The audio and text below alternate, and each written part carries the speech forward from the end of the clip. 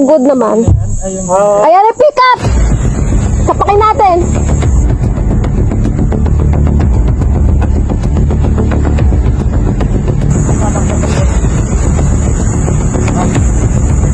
Sorry, ano? Bakit nga ba? Ha? Bakit nga ba? Bakit nga ba? Bakit nga ba? Alam mo kung lubok-lubok yung daan. You tell me. Bakit nga ba? You tell me. No, you tell me.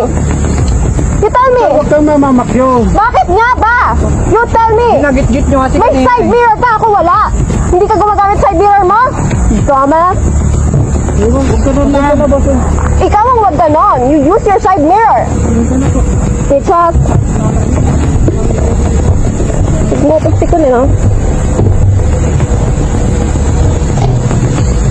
Kung ganyang kata, sira ulo. Wala. Pwede mo nga fucking plate number yan. Sorry po. Mais ka. Parami ko yung pangit mong tikak. A few moments later, a little longer than a few minutes later. Meanwhile, Ano yan? Is to be accountable. Earlier, di po namin naabutan si Kuya Jimmy Pascual sa bahay niya at sa work niya to personally apologize. So, I would like to take this opportunity to say sorry to Kuya Jimmy for what I've caused. And, of course, as well as to those people who got dragged into the issue.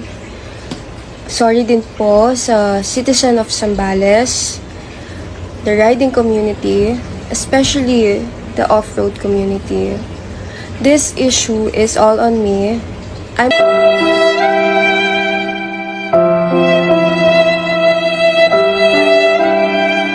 So what's up mga las, nandito na naman ako sa panibagong vlog 40D video. So ang ikukunting ko ay si Yana, si Lady Rider, si yung viral ngayon na sa Zambales sa 2025. So yung nakita nyo naman yung video niya, yung viral video niya. So ang nangyari, so, panoorin nyo. So ito ang reaction ko.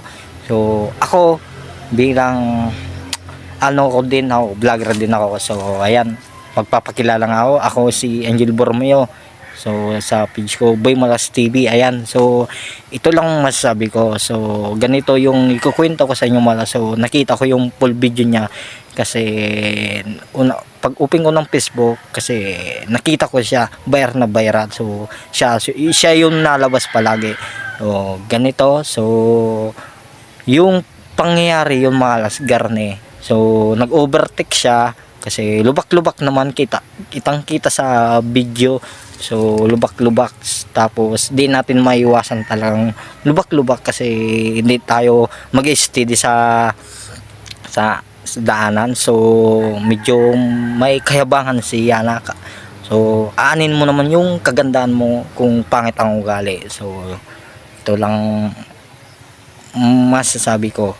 So pairalin natin yung respeto natin sa ibang tao. So maging aral to sa inyo mga. So ayan, so before yung nangyari yun makalakas ay nangyari yon sa Zambales. So ayun, so tapos pinakyo niya. Alam nyo yung pakyo mga. So ibig sabihin yun, so explain ko sa inyo. So ang pakyo yun, may kabastusan yung mga. So walang respeto. So tinuruan naman tayo. So bastos yun. Tapos inintay pa niya pag overt niya, inintay pa niya si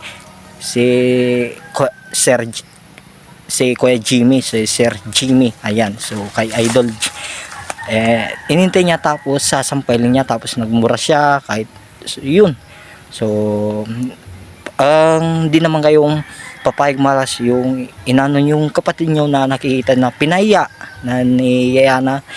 Ito lang masasabi ko sa iyo, Yana. So bawasan yung pakiging mainit na ulo. Tapos ilugar natin yung ugali natin, ilugar natin. So wag natin so yun nga. Tapos yung sa uli, sa kayabangan, sa uli ang pagsisisi malas kung bakit.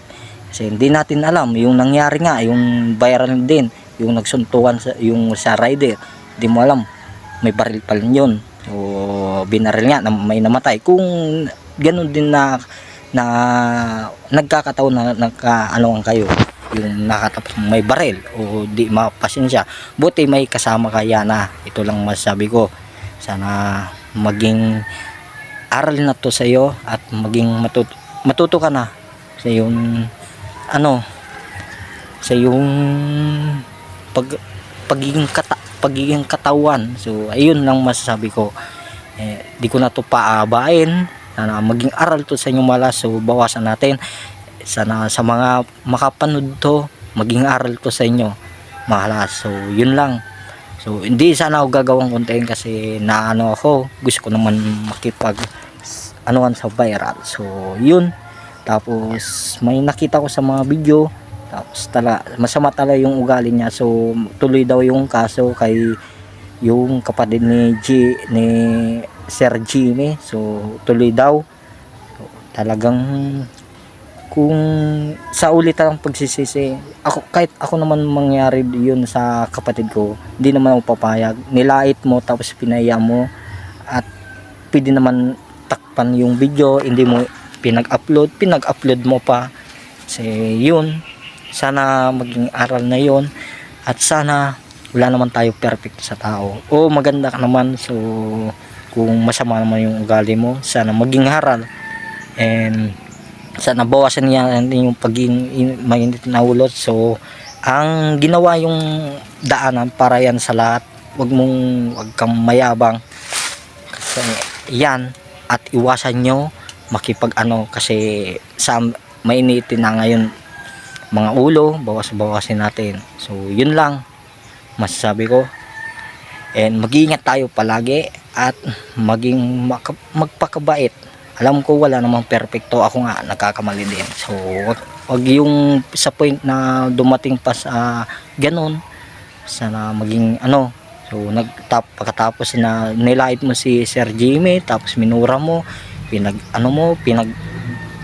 sinabihan mo pang basura yung niya, yung sasakyan, tapos you tell me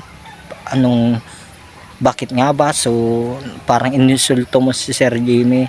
So hindi naman yun. Sana matapos na at na kayo,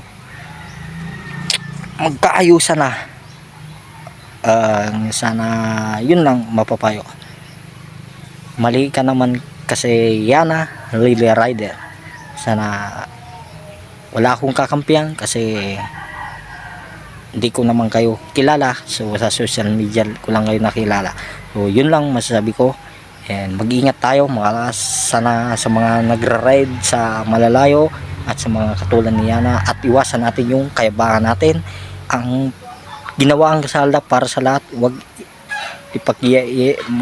bawasan yung pagkayabang, magpakabait tayo and manalangin sa Diyos.